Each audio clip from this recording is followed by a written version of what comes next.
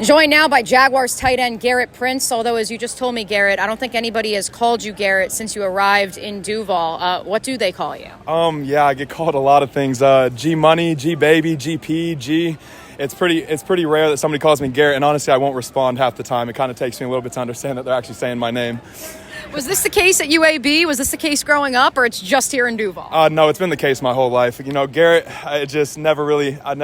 This is my name, but it's never who I really felt like. G Baby, it always kind of gave me a little bit more something to me, so I've always liked it, and that's just kind of what I went by. Fantastic. Well, you put on a show here today, 2 touchdowns from 16.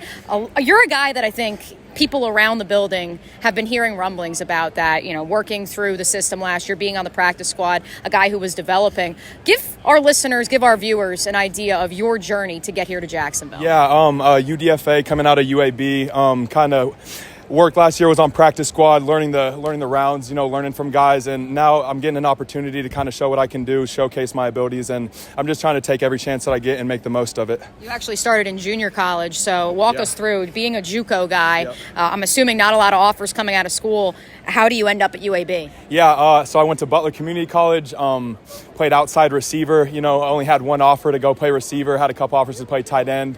Got recruited really hard by UAB. Kind of felt like the right place to go with the revival and stuff like that going on there, so felt like home. Made a really good choice going there, loved UAB. And yeah, since then, it's just kind of been a whirlwind coming up. I kind of had to take the hard way, as people would say, but you know, we're here and we're just trying to make the most of it. Were you a tight end in high school? I was not. I've been an outside receiver from pretty much my whole life until I got to college. So would you identify yourself as a flex tight end, or what sort of tight end do you identify as? I would consider myself more of a flex, but I want to say that I do everything. I want to say I do everything.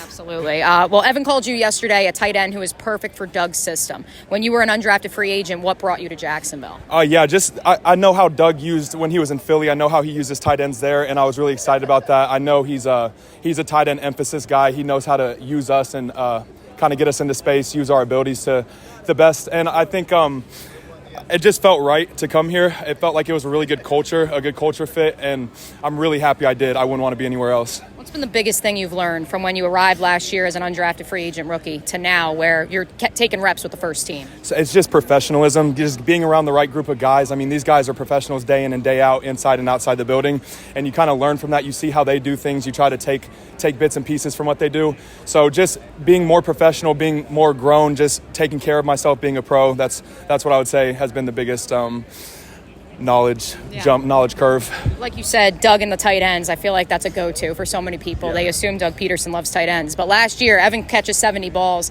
The other 2 tight ends, I think they caught, other 3 tight ends, including Luke, I think they caught like 25 total together. How have you seen maybe the playbook evolve a little bit to open it up where you guys will have more of a chance? Yeah, it's obviously, I think Doug wants to use all of us as much as he can, but it's one of those things, when he gives us the opportunity, we got to show him that we can do it. So it's making the most of your chances.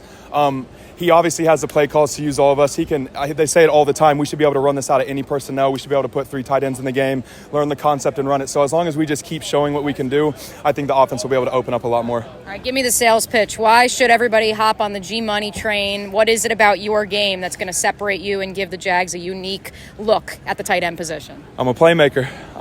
At the end of the day. I make plays. When the ball comes to me, I do what I got to do with it, and just got to make the most of my opportunities here so I can keep showing that. We got to end with a fun one. What's the most fun thing you did this summer, either locally or somewhere else? I went to Florida Keys with my girlfriend, and that was incredible. So that was one of the most fun. Another thing, I went to Scottsdale on kind of a skills trip with all the guys, and that was another really fun thing that we did. That was cool, kind of seeing how they live. It was something else. Awesome. We're looking forward to 2023 with you, G-Money. Thank you so much. Thank you.